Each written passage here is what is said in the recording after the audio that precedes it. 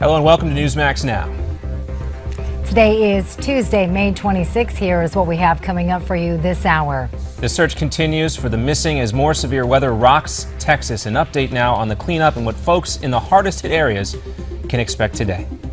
And the spotlight on Carly Fiorina. Can the GOP's only female presidential candidate continue to wow voters like she did in Iowa? Or will her past catch up with her? Alice Hennigan joins us to discuss. And in today's Money Minute, Tom Hutchinson joins us to talk about the cable mega merger just announced today.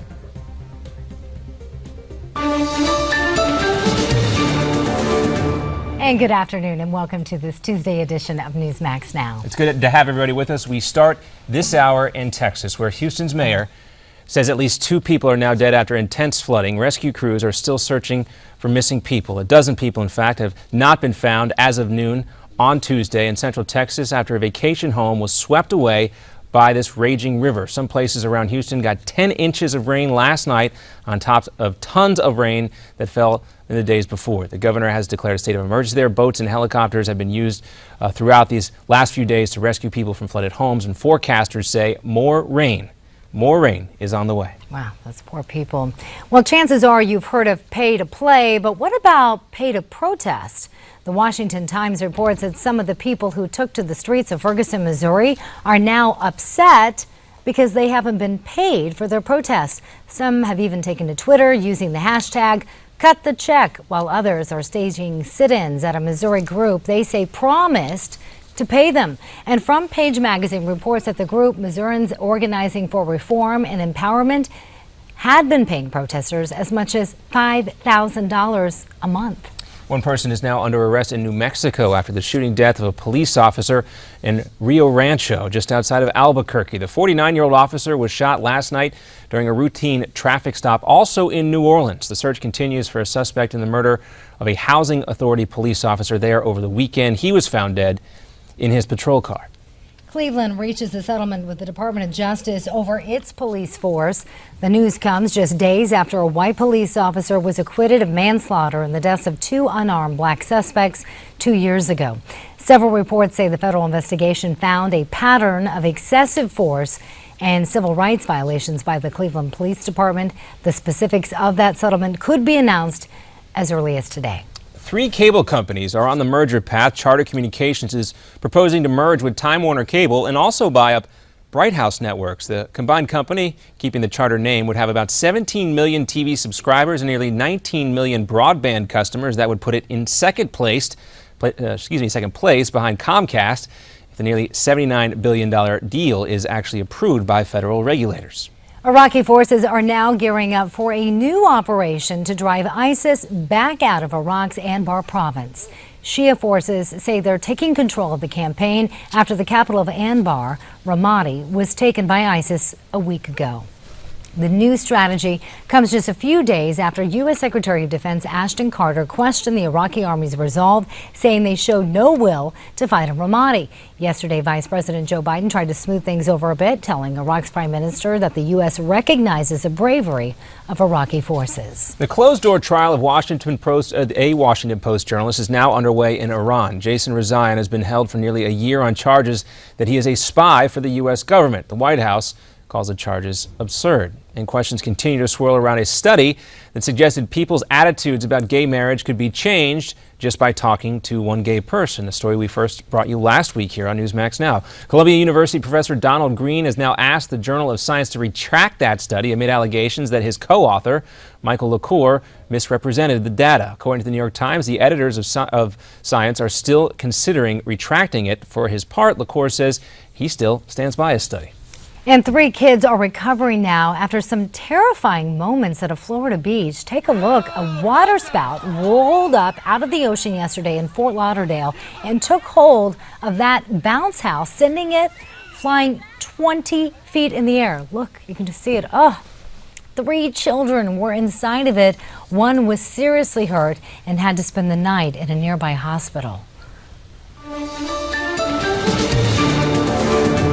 Can you imagine that? No, and I did hear some reports, or read some reports, that bounce house was actually, according to the rules and regulations, was properly secured down at the beach, but obviously more was needed to keep It's it not the going with. first time I've heard of a bounce house kind of taken off. Oh yeah, with the, there have been with the numerous winds, cases. But that's the first time I've heard about it happening with a water spout. That was great video. I shouldn't say great video. Great video just to grab your attention in terms of that. But I hope those kids are okay. Yeah, they should be Terrifying. okay. That little girl with the broken arm there got the worst of it. Now, let's focus back on these protesters in Ferguson, apparently paid by a group backed by liberal billionaire George Soros to incite civil unrest in Missouri over the last year. They are now demanding that that group pay them. Yeah, this group is called the Missourians Organizing for Reform and Empowerment, or MORE, the successor group to the now bankrupt St. Louis branch of ACORN, that is the Association of Community Organizations for Reform now. It stiffed the protesters. They, of course, have launched a sit-in and protest at the headquarters of MORE and created a Twitter page, as we mentioned earlier, to demand their money. This, of course, all according to the Washington Times. Yeah, I checked that out earlier today, that hashtag cut the check, and folks should go there. More here from the Washington Times. Hired protesters with the Black Lives Matter movement had started the cut the check hashtag and held a sit-in at the offices of that group, that ACORN linked group, after the group stopped paying them. The demand was for $5,000. Front Page magazine reports that MORE, the group you mentioned, has been paying these protesters $5,000 a month to demonstrate in Ferguson.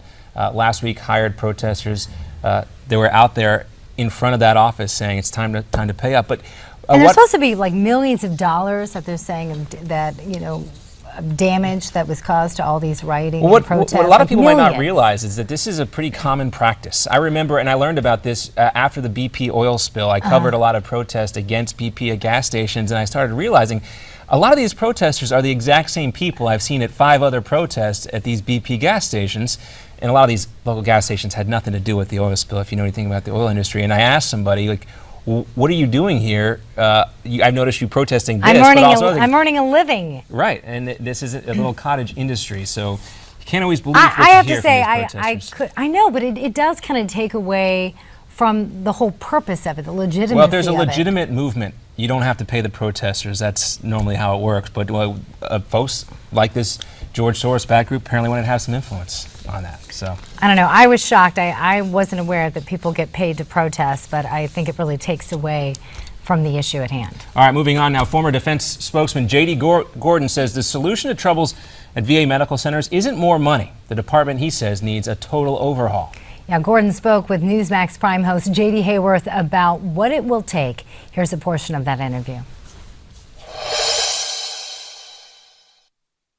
The problem, JD, is a flawed sense of priorities from this administration. Speaker Boehner was right the other day to mention that only one person has been fired since then. Now, the VA director tried to say there were 600 fired, but when you get down to it, the New York Times even reported that that was just 14. And most of those people were transferred or forced into early retirement. They weren't really fired, per se. So only one person actually got fired, and that was the director of the Phoenix VA, where 40 veterans died on this secret wait list. It's really outrageous, and the administration has to do a better job for our veterans. The administration, of course, administers the law. That's why we call it the administration. But to the recently passed law, or the law with the VA reforms last year, JD, I had my suspicions. The House version, on one hand, seemed to be fairly straightforward. The Senate version, headed up with Bernie Sanders, seemed to have some of that language that protected union members and government employees. And of course, the Senate language was ultimately adopted. Is that where the problem exists?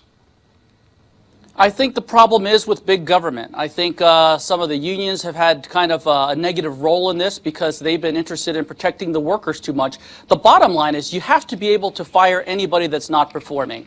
And unfortunately in the government, it is super difficult to fire anyone. It's just like at the DMV. You know, you really don't get great service when you have to wait in line at the DMV all day, but once you actually get seen, you're probably going to get taken care of. Well, imagine that for healthcare. I think the VA system is kind of like one big DMV. It's bureaucratic. People could treat 2 people a day or 20. They could just keep people waiting for 90 days. The 90-day wait list has doubled since this problem emerged. So the VA is not getting the job done. I think some privatization has got to be included in the mix. All right, for more of that interview, you can go to newsmaxtv.com or newsmax.com. Coming up, Kevin Brady, a member of the House Ways and Means Committee.